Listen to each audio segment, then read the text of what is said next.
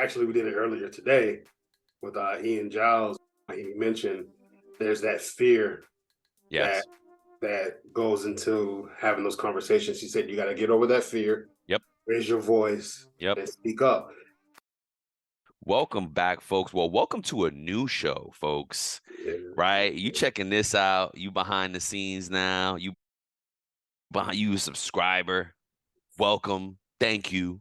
And we giving you this leveled up show. I mean, look, it's called Uncensored, right? Well, you know what I mean? How you feeling about it? Oh, I'm loving it. This is Right? where we can just let our hair down, let our hair down a little bit, and just speak freely, like within reason, and about things that are concerning payroll professional, even the HR professional. Yep. This could probably go for anybody in the corporate world out there. You know what I'm saying? Yes, we are going to keep it payroll related, but we're going to take some liberties and talk about some things that we want to talk about as, just like you said, professionals. You know what I mean? Humans at the workplace. Yes. We are payroll though, so it's going to stay about payroll. Payroll is an industry. Check out the gear, check out the merch store while you're here.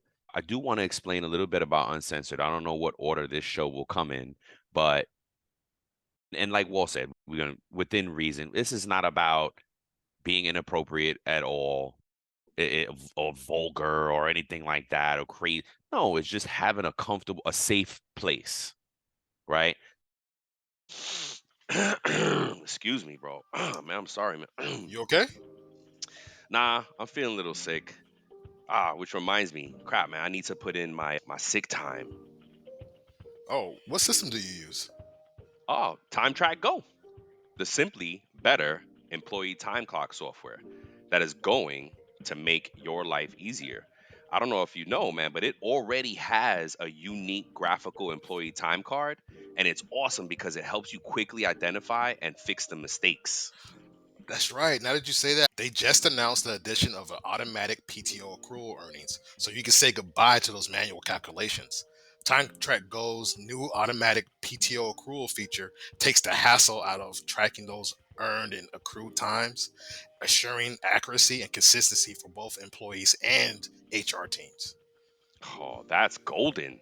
That's awesome. You know what? That's right. I remember that. I read that you can choose from various rules like yearly, monthly, pay period, hourly, and hourly percentage to seamlessly align with your company's policies.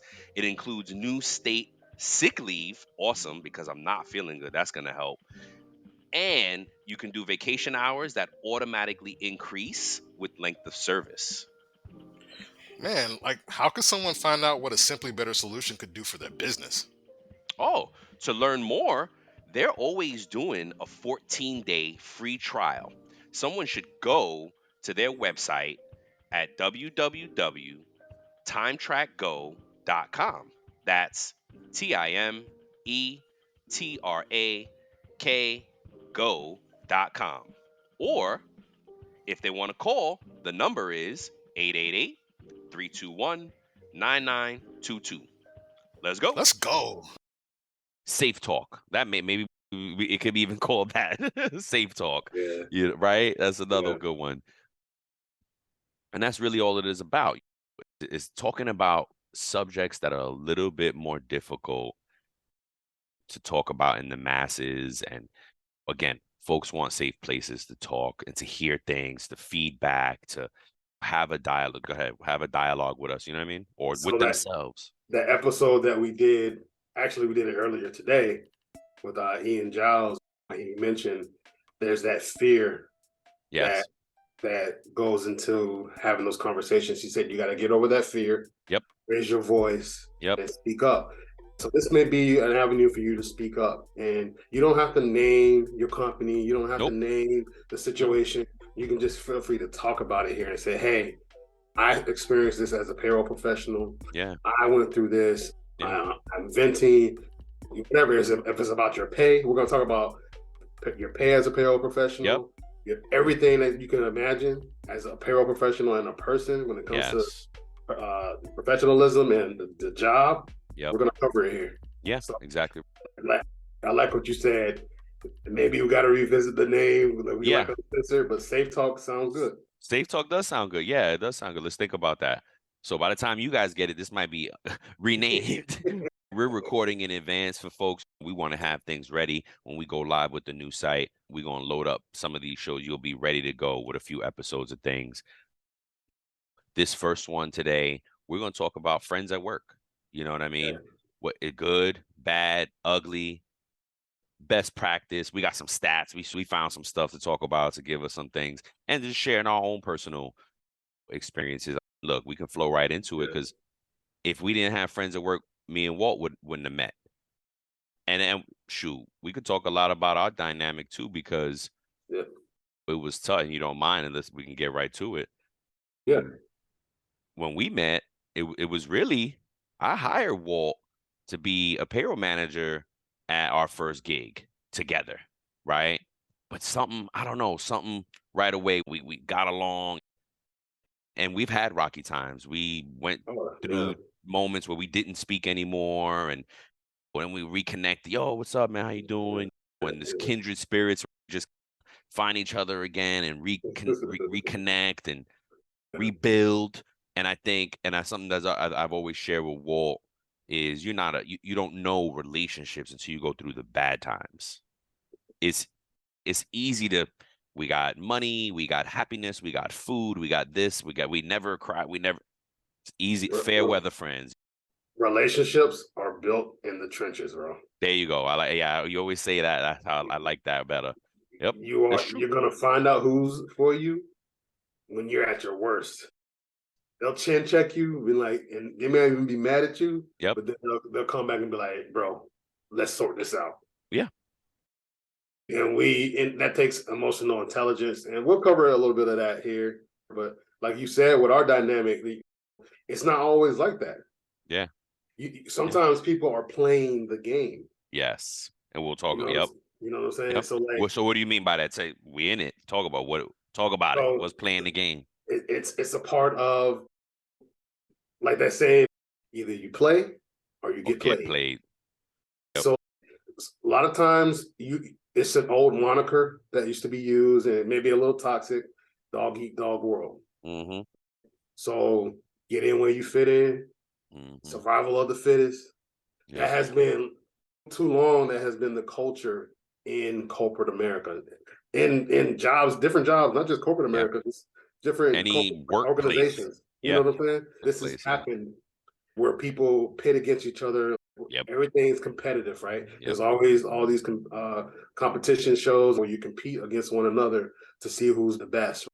And sometimes people will intentionally befriend you because it's to their advantage to do that. Mm-hmm. I've had people that I've opened up to in my personal life, earlier in my career, opened up to and looked out for and been burnt because they were looking out for them. When it came down to it, hey, it's me or you, I'm choosing me. Mm-hmm. And that's what they went with. And that's what it is. Being honorable. Yeah. And instead of doing the things that I thought that I was really naive. Was that before or after the military? That was after the military. Did you experience this in the military too, or in the military was there like a brotherhood of camaraderie that we all banded together because you had to? Because you were sometimes out to sea for like months, and you got to look at this person in the face like, all right, you hash it out, right? You know what I'm saying? Like you hash it out because you have nowhere to go. You can't go home. You can't ignore the person anymore. Yep. Yeah, you got to hash it out. So yeah, there is that brotherhood, and just like siblings have their clashes. So you bump heads with your friends, your loved ones. You go to war sometimes, and then hopefully you come back, we hash those things out, and actually get some constructive work done, and move forward. So like it was more like a brotherhood, man. It was more like a brotherhood. Maybe. So I'm thinking like, did you expect more of that in the civilian world? That's why you're like, oh my gosh, this is a shocker. No, I expected. I had the naive thinking that I chose to see the good in everybody. Yeah. no matter what. I still am like that too. A little bit, yeah, a little bit. You're better now, but a lot, yeah. Like from experience, it's taught me to be cautious. Be courageous, but you can be cautious as well. You know what I'm saying? And be smart. So be smart with who you open yourself up to. Be smart with who you give your time, your friendship to, and who you pour into. It's never wrong to teach somebody how to do a job. It's never wrong how to teach somebody to do that. Brian and I still stand by that motto. Hey, we want to train somebody to take our job. That's right. We want to ramp them up and get them used to doing things that we do. So in case, hey, it splits it over us. They can step right in, or somebody else can come right in and do the job. That's you know what I'm saying? So we still have that belief. Absolutely. But when it comes to the office stuff, you got to use wisdom. So let's get into it, man. So we have perfect segue. We have a couple of different reasons. We have 4 reasons why you should have friends at work, and then 4 reasons why you shouldn't. Yeah. I got some more. I got some more stuff there too for why not. You got the thumb up. Oh wait, where is it? Where is it? Yeah.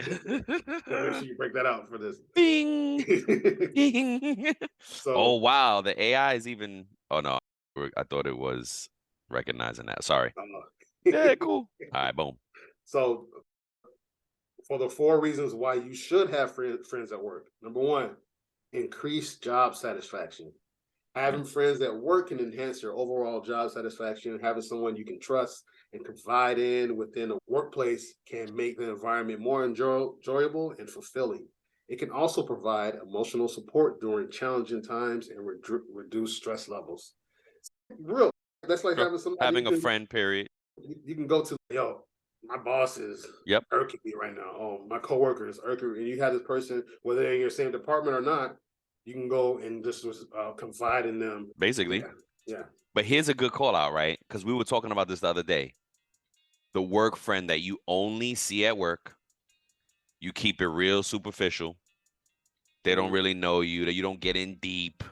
You might drop a little thing here and there, personal, but you really don't get deep with this person. And I've always had those, right? I think most, at the end of the day, it's all balance. It's all balance and it's all best practice. There's a way to approach all this. But there's a difference, right? There's levels to it. There's levels to it. Exactly. Not everybody becomes friends. And the percentages, when I share the percentages, it's in there. It's like only 2 in 10 Americans actually make good friends at work. Yeah. So think about it, because you can be friendly without being friends. Right.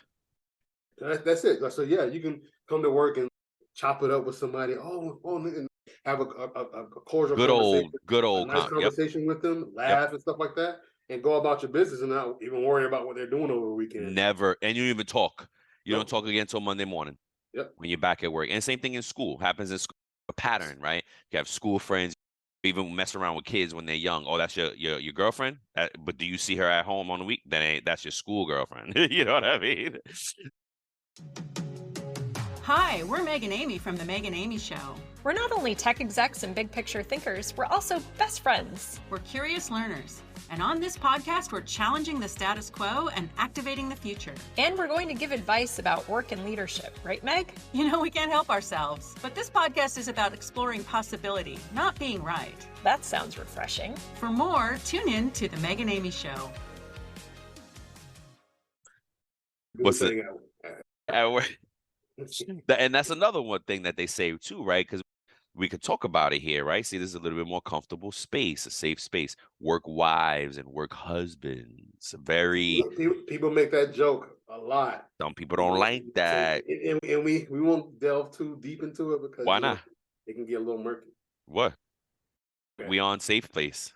Okay, safe talk. Right? But like safe talk. So you have to be wise with that, right? Yeah. Especially in today's climate. Yep. You have to be wise. Just because back in the day, I remember people just walk, oh, this is my work husband. People would say, I'm my work husband. Like, or I would say, oh, yeah, that's my work wife or whatever. So you have to be careful with that now because people may not like that. So you don't want to be so comfortable. I would definitely feel away. I would definitely feel away. Like, you don't want to be so who's comfortable that you just walk up to somebody because you think that you had a couple of nice conversations, and then you're like, "Oh, what's up, boo?" Yeah.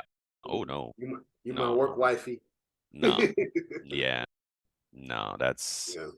that, and it's uncomfortable. It's like you said, it's very it can be uncomfortable. It's not something that you want to throw on. Oh, you're my work wife, because then they might feel like, oh, whoa, that's so. You want to probably stay away from that term altogether at work. Yeah, Right. and I think we're getting into some of the reasons why you shouldn't. Because But okay, no, go. We're still on the good reasons. So yeah, the next one is go. Yeah, so that was the one we were initially mentioned was increased job satisfaction. Yes. If you have people that you're comfortable with, it'll make you. We're still talking about the good ones. Got it. Go ahead. Improved collaboration and teamwork. So basically, if you have good colleagues, good friendship with colleagues, and hey, I work well with this person, I know the next one would be networking opportunities. You never know. You meet somebody, you build a rapport with somebody at work, and they may know somebody that knows somebody. Remember that saying that says, "It's not what you, it's who." And then the better work-life balance. Sometimes you can have a hectic life, and sometimes for some people, going to work is an escape from their normal everyday. So it's a different outlook, right? So you're like, oh, okay, this is a much needed break from my everyday life, personal life chaos. This is more structured. I know I come here to do this. It's a break from that. Some people are different at work. Yep. Yeah, absolutely. Some people are absolutely different at work. Yeah. And so it gives you a different feeling. And you may have someone that resonates with you at work, that you have a rapport with at work, that you may not have at home. You may not have an outlet at home that you might be getting at work. You know what I'm saying? Sure. So, yeah. You never know. Yeah. Now on to the reasons why you shouldn't have certain friendships or relationships at work. Boundaries and distractions is number one. Sometimes people get too freaking comfortable. You think you're cool with somebody, like we were saying earlier, you're cool with somebody, like I had somebody slap me in the side of my head because she thought it was cool. We ain't cool like that. For real. I agree, because being bald, it invites it for some people. The only person that does that to me that I will allow is my nephew. That's it. And he's really the only one that's ever even had the cojones to do it. Well, not getting too much into our stuff, but you and I had a situation where I was comfortable with an action that I was doing. Well, right? Tell him you. So I was like, for me, it wasn't that bad. Let me tell you. Touchy-feely? Well, no, not at all. I wouldn't say that. So it was Walt was like this. If we're talking, he was just like on my arm or something like that. And I had to tell him, I was like, whoa, my gosh, I'm so sorry. I didn't come out this well, guys. We had a moment, right? But it was like you said, relationships are built in the trenches, right? And I said it came out badly, but I don't even my mom's touching me too much is uncomfortable for me. You know what I mean? I'm only okay with touch from very few people. You know what I mean? Yeah. And even my kids sometimes, I'm like, yo, all right, yo, get off of me. You know what I'm saying? It completely came out wrong. Brian was like, yes, you broke Omar Epps looking mug. Stop touching me. Stop touching me. Yeah, it was bad. But we had to go through that because I was comfortable, and sometimes this is how relationships work, right? Sometimes we allow people to do stuff, even though it bothers us. We just like, oh, and then they say something to give us that leeway to let them know. And sometimes you can be holding on to it, and it comes out like a rocket. You know what I'm saying? You shake up a soda and then open it up. You know what I'm saying? So that's what happens sometimes. And then, so you got to establish those boundaries at work. In any relationship, you got to establish boundaries. And that's the thing. that can happen. You said it in any relationship. In any relationship, right? Yeah. And it creates distractions. So if you're super friendly, hey, when you get with this person, the conversations are great. You laugh. You're supposed to be working on this project, but you're in their office like laughing, akikiing and stuff. You know what I'm saying? And the time goes by, you're like, oh snap. It can mess with your time management. And for a payroll processor, time management is everything. Everything. Like we covered with Lindsay a few weeks ago. The first one I remember is like working from home, right? We've been home for years now. Every now and then I go back to the office. What I noticed is when I go to the office,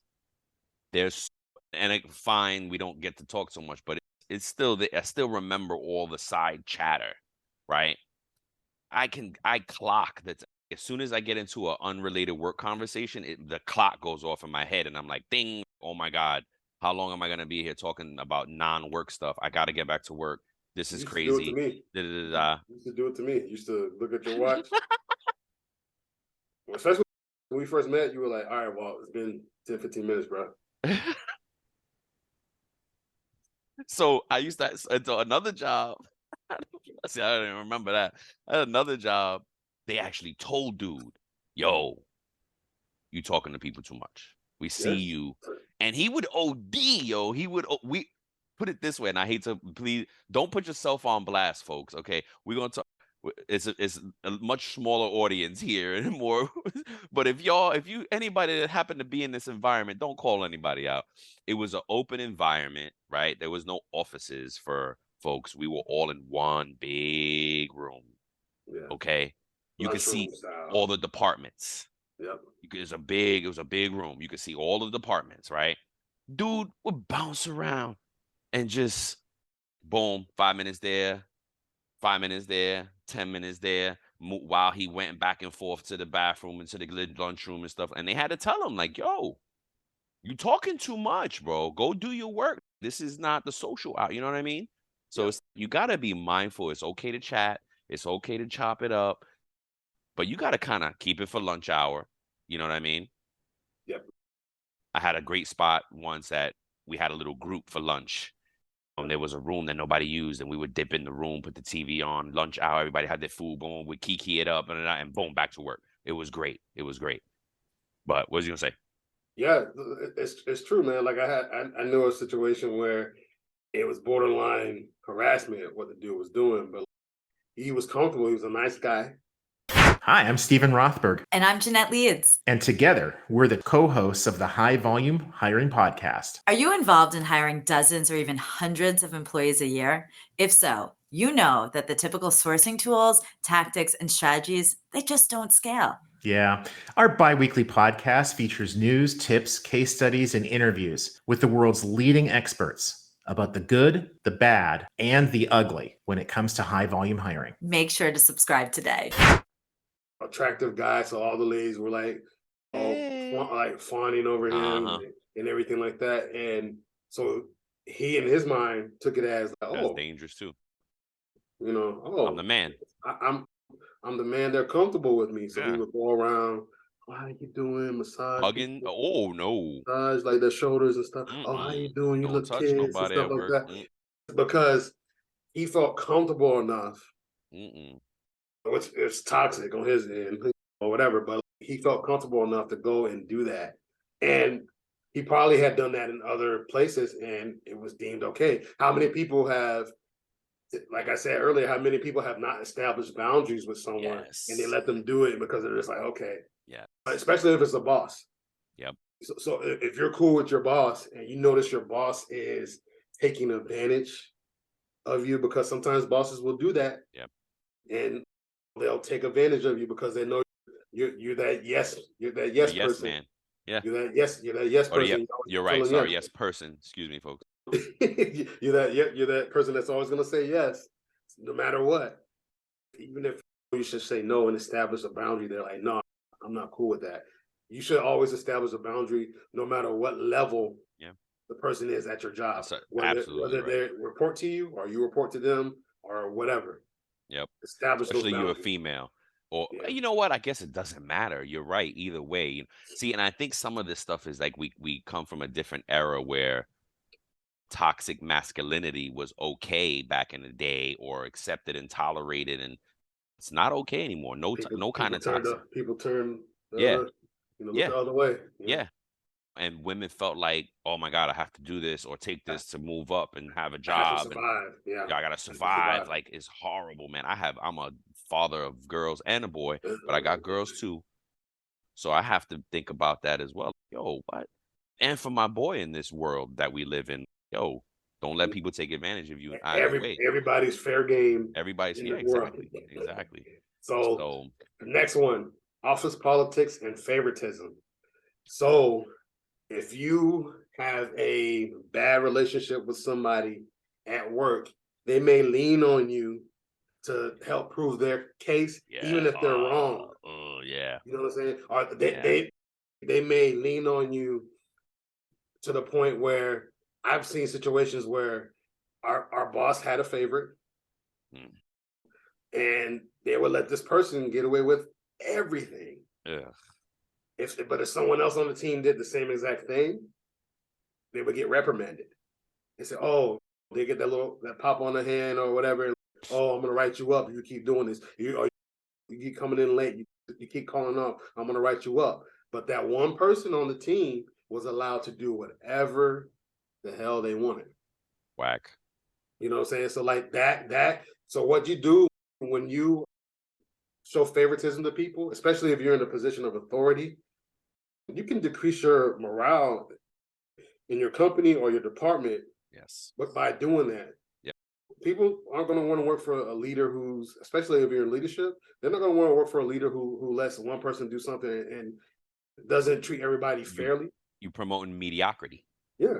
Yeah. No. Yeah. And then another thing is office politics. This is going back to what we said with that first one. When people play the game. Yes. So people will get in nice with you and stuff like that. And like, oh, joke with you. And then in the meeting, be like, gotcha. Yeah. Oh, oof. Oh, because they'll be like, oh, Brian, like you said, this one's not doing their job. Oh, shoot. Whoa. I told you that in confidence. Whoa, what you blowing my team up over here. What? I thought you was here. Yeah. Nah, come on, man. Yeah. That ain't right, shawty. Yes. And the next thing, and I've seen this happen, it causes potential for conflicts, especially if you don't have those boundaries and you don't have those things set in place. It can cause conflicts, especially because I've seen it, Brian, where you know something about somebody's personal life, and you use it against them. Yeah. Yes. That was going to be my summary. Yeah, my advice to this. Yep. You use it's used against you. Like, really? Bro, I again, like you said, I told you that in confidence. Yep. And you're gonna throw that card out here. You're gonna tell other people my business. Yep.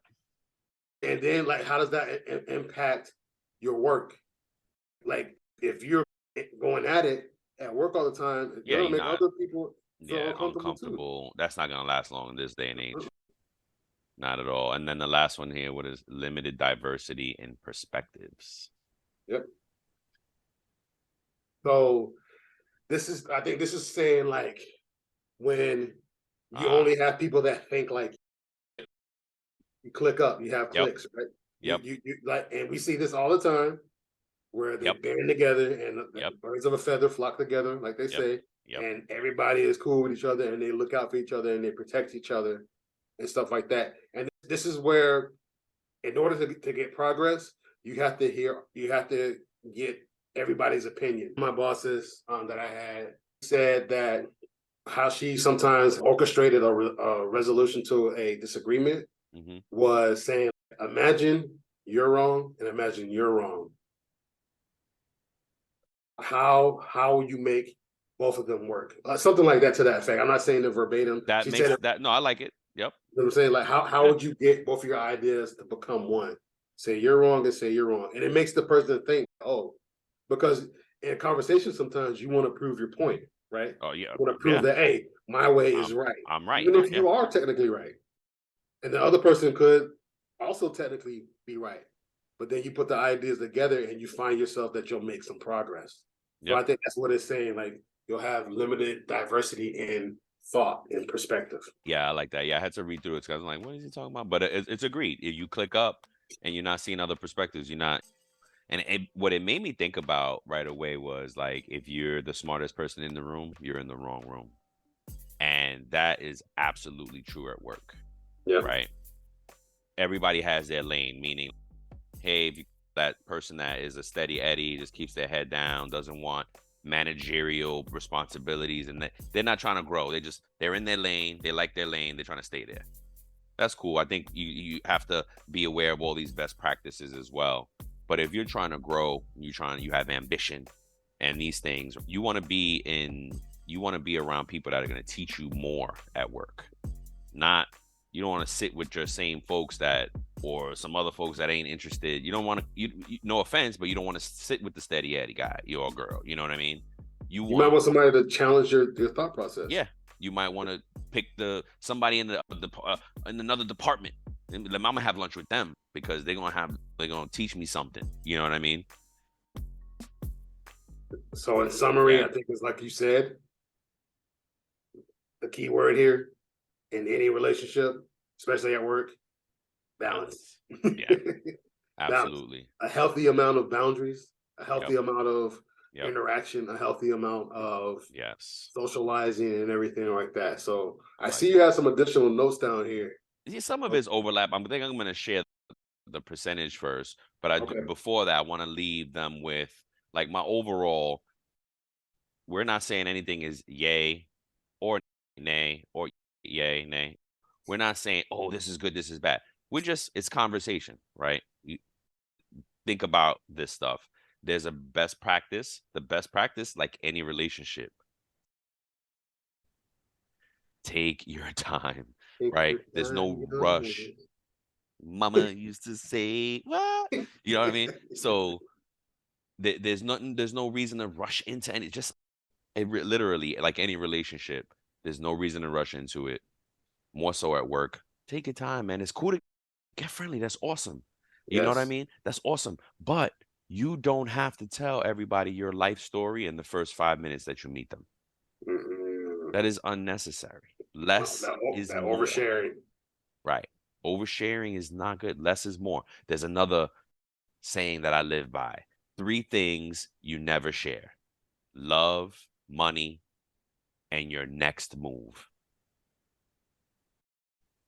And that's it. If you live by that at work, oof, that's it. 3 things don't share: your love, your money, and your next move. Because your next move could be out of that job, right? Your next move could be starting a side hustle. And then somebody at work, your boy at work is like, what? Oh, this boy's getting money? Okay, you don't need this job. Okay, I'm going to take your job. You don't need to get this job, or I'm gonna be on that run tell that. Run tell that, exactly. I'm gonna go spread this rumor like, oh, yeah, you know what? Ryan might be, Walt might be. They're out of here. You know what I mean? You have to be careful. You have to be careful with things, and you just have to approach it like that with balance. Take less is more. Take your time. Do not rush into things like that. Then we covered most of this stuff. So what I found was, go ahead while I pull up this. So one of the things in the military that it was different, right? Because they had a policy against fraternizing. So it's fraternizing, meaning intimacy, romance, friendship, just friends. So certain friendships, like, so you couldn't fraternize if you're enlisted. Oh, and ranking. And ranking. So if you're enlisted, you have to hang with the enlisted folks. Wow. And deal with your people. And then if you're a certain rank and above, like between chief and officer, then you could like interact with them on a more cordial or friendly basis, because it was improper for if somebody that was enlisted was messing with somebody that was an officer or whatever. You could get in trouble for that. I don't know if that was how it was. I was back in the day. Good point though, because we were talking about that, how companies, dadgummit, that's what I meant to research a little bit too, was like how many companies still have policies against it. because I don't think they can. I don't think they can I'm gonna look it really. up right now. Okay, cool. So now I found this other little survey that was done in 2021. Just numbers. There's nothing. Surveys are relative. And it said, how does having a work best friend impact your job? 57% of the people said it makes my work more enjoyable. 22% say I'm as or more productive. 21% says they have supported me through any workplace or personal issues. 21% say I feel more creative. 21% say I don't have a friend at work. 20%, oh, I'm sorry, 15% say I don't have one, but would like one ideally. Wow. 12% say I'm less likely to leave the company. I don't know about that. Yeah. 6% say they're less productive. They're being honest. I think it's probably bigger. And then 5%, I have started a new company, new role in the last year, and have found it hard to make friends. That you may not be a good fit. You know what I mean? Word up. Because I feel like, and I talk about this in, like I was telling you, I'm writing pillar number 1 out, right? Well, I'm writing the 5 pillars out. And pillar number 1, talent, I basically threw in there the Jim Collins Good to Great book when he mentions this concept of having the right people on the right bus.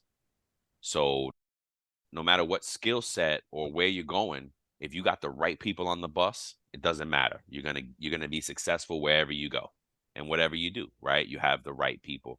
And I do feel that where we are currently it has done a great job in getting the right people on the bus. And it's so that might be just the kind of testament to not being in the right place, being a right fit for that. You might want to rethink that environment there. But go ahead, what'd you find? Hey everybody, Tim Sackett, host of HR Famous, a new podcast on the Work Defined Network. Am I famous? No, I'm HR famous. My wife says I'm a micro celebrity and 13 HR ladies around the world want their picture with me, which I think is funny. So, hey, what do we talk about on the pod? We talk about all the dumb stuff we do in HR in any given day, week, month, and we have fun with it, and we have some great guests. Come check us out. We're not famous. We're HR famous. Yeah, there's a lot of, well, it's not, I'm looking for an actual percentage and I can't find it, but there are templates out there saying, hey, a non-fraternization policy. There's even one article that says that why businesses should have a fraternization policy. Oh, wow. That creates limitation between coworkers' professional and personal life. I worked for a place, I think I told you this, I worked for a place that actually had a policy in the handbook civilian world. Oh, okay. Not just the military. Okay. Like I work for a company that hey, you had to go to HR, and if you were interested in somebody, you literally had to sign something like, hey, this is not going to impact my work. We're not going to do this. So literally weird. That's so weird.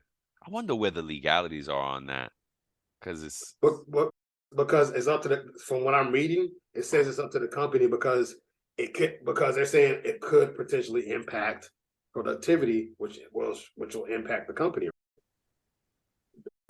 If the relationship goes sour and somebody, whether that's a friendship or romantic, like it could cause trouble at work. So real quick, I found that article. It says, can my company tell me on one hand that I should not go out to dinner with my coworker? Blah, blah, blah. Cannot, what? No. Sorry, folks. Yeah. I guess there's no clear cut on it.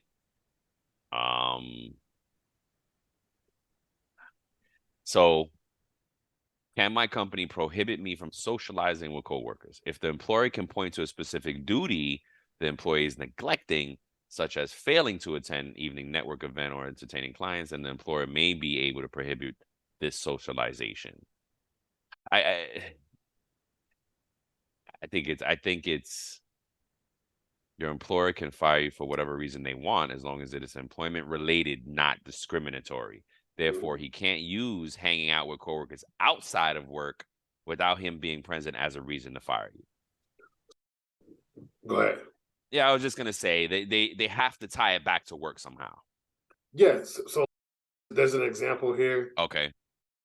It says non-fraternization policy considerations. It says like some companies may have something in writing where it's saying, oh, you're an officer of the company. You can't engage in a romantic relationship with a lower level employee. That's and I get that, but that's very specific and different, and that has direct work implications. Like I get those, so I get, but if we're like two equals, right? Yeah, it says that too. This article says that. It says if you're a lower level person and you're starting to date another, because it's going to happen, right? And Yeah. You're another lower level person. It said you may not have language in there, and you cannot necessarily fire that person Exactly. because of that. But if it's the vice president of something department and they're messing with receptionists over here, Yeah, that I get. Yeah, that's inappropriate. But there's abuse of power there. Yep. But just straight out, yeah, they can frown upon it, but yeah, it can be frowned upon. Yeah, I mean, it comes back to us, right? We need to monitor our behavior and just well, that's why I like working at home a lot, because I can just focus, I can lock in, I can choose when I'm gonna socialize and fraternize. I can choose when I have my distracting conversations or whatever, Yep. and BS and whatnot.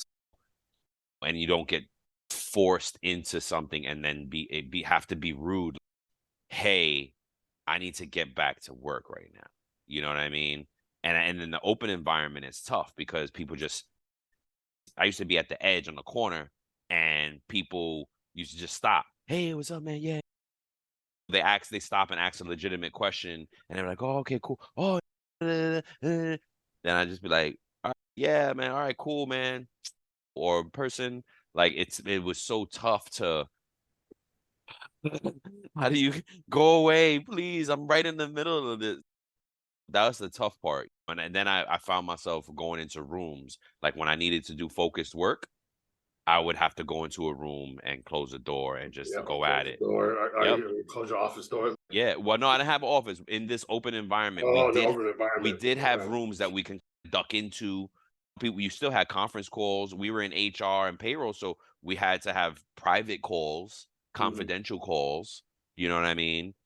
There was a concern about our screens being out, and I was really good at that. Like folks would come up and I would click, boom, click. Like I would be very conscious about who's behind me. Boom, let me switch my screens. I'm not on, because if I had somebody's freaking salary up on their employee profile, my screen, I had two big ass screens. Like this is visible like a block away. Getting into other stuff, but still, it's a workplace thing. And maybe that we got to figure out where that falls in this conversations. But yeah, man. What else? In that same survey, they said, "Do you have a work best friend?" See, now this is where the numbers are off in these surveys, right? Because it's 40% says they do not have one, but then, oh, okay, 15% of them said they would like one though. So 40% said they do not have a work friend, but 15% would like a work friend. It'd be nice. Yeah. Right now, my work friend is Charlie. Where's Charlie at? We ain't working right now. He left my ass, but so it's so interesting how this plays out, and that's why we thought we'd start off on this kind of a more lighter, on the tougher, safe talk conversations, safe space. Some of the other ones we want to talk about is like the CPP, to get it or not to get it. Is it for you? Is it not for you? Should you get it? Should you not get it? Yeah, I think not necessarily should you not or not get it. I think it should be more, can you be successful There you without go. Sure. We should frame right? it Because right. Yeah, we got to frame it right. Because getting it is gonna do nothing but help you at the end of the day. So yes, you should if you can. True. So like, it's better. Can you be successful without it? True. Are you capped? I mean, so but see, to the point, but we're going down that right. We got to save this for the show. But like somebody told us they've met CPPs that can't do certain things. So, you know, so anyway, we'll get to that, but that we're going to do that show. See how we already look, see, he wants to talk about it more. It's not this show. Well, we're talking about the friends now.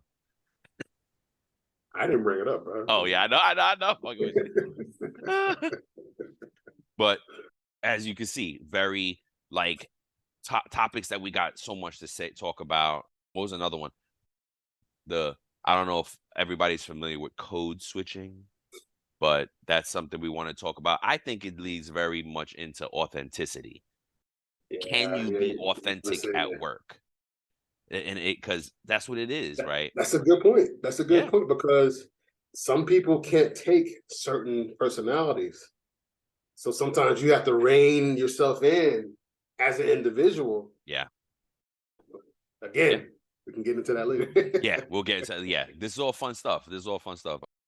Yes, let's write it down, because so folks, more to come. If you haven't subscribed yet, subscribe now. That's it, man. All right. Thank you, everybody. Peace. Before we sign off, here are a couple quick things. Don't forget to follow It's About Payroll on LinkedIn and It's About Your Paycheck on Facebook and TikTok. Thank you for being a part of our payroll community, and thank you for being a part of this journey with us.